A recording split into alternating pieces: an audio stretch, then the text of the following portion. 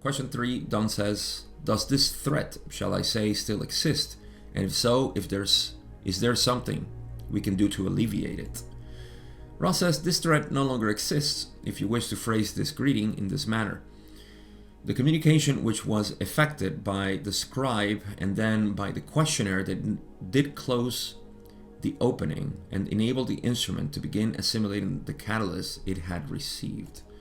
So, in essence, the opening, maybe whatever happened there, maybe Jim and Don,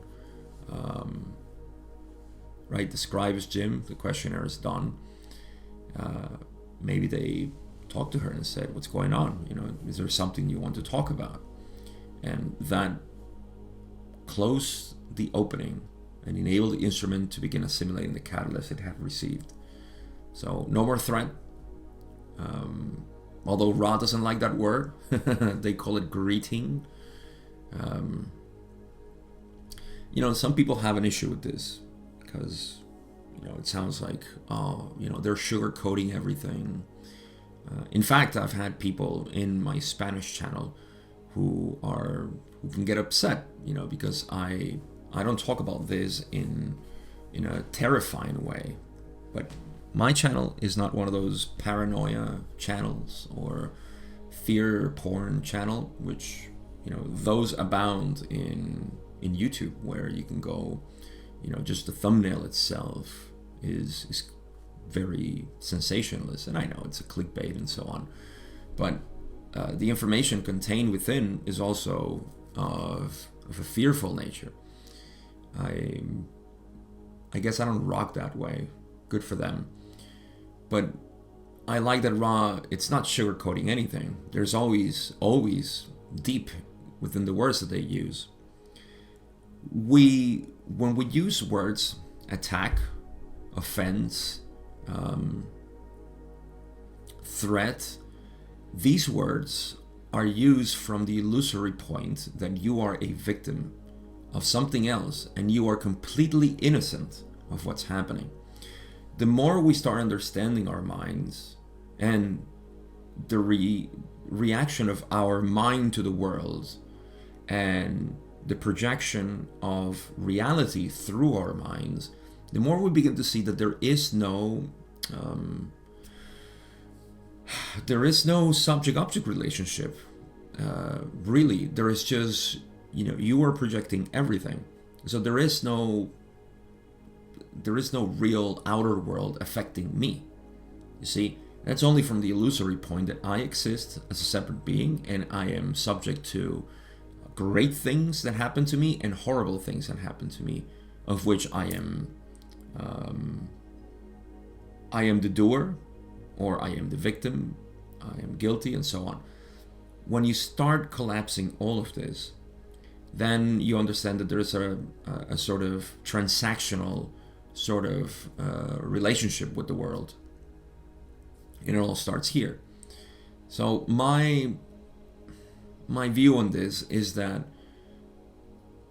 first of all, Don, Carla, and Jim, they, especially Carla, used to talk perhaps too much, or to a degree that was too much. But Carla used to say that they were just curious people, that they were, you know, enlightened, mystical beings, and so on. So it's kind of funny thing how they were able to channel Ra, and Carla explicitly said this too. Like, they felt like they weren't worthy of it, which is, again, you know, it's a sign of blockages there. So you see, it all pans out really well when you look at their behaviors and their attitudes, and they were just normal people, we would say. And so these openings were there, and also the attraction that they had to these entities, also normal. The vast majority of us are somehow accustomed to living in certain, I'm going to call it negative looks of ourselves, right? So it's basically, we are attracting these entities to do their work. Those are our friends, believe it or not, because we are inviting them Unconsciously, sure, because that's the nature of third density. You are an unconscious being. You don't know anything about yourself. And so you work from there. This is why the spiritual work, at least from my point of view, spiritual work is to begin to become conscious of your unconscious behaviors, because they're all unconscious.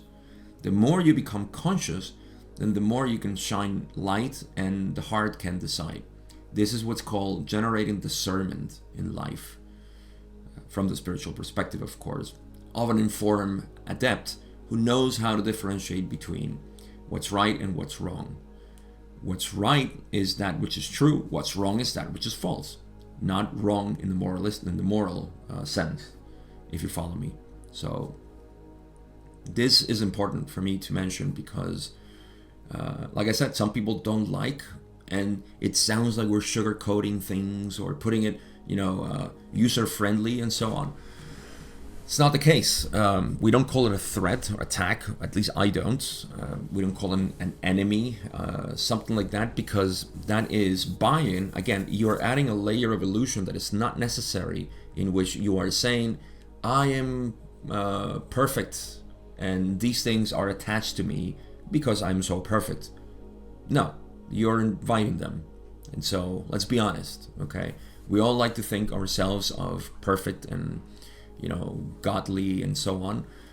Well, sorry, but that's not what God is. God is everything. And so, yeah, there's so much to talk about here, but the point is that you see how Ra says, this threat no longer exists if you wish to phrase it if you wish to phrase this greeting in this manner.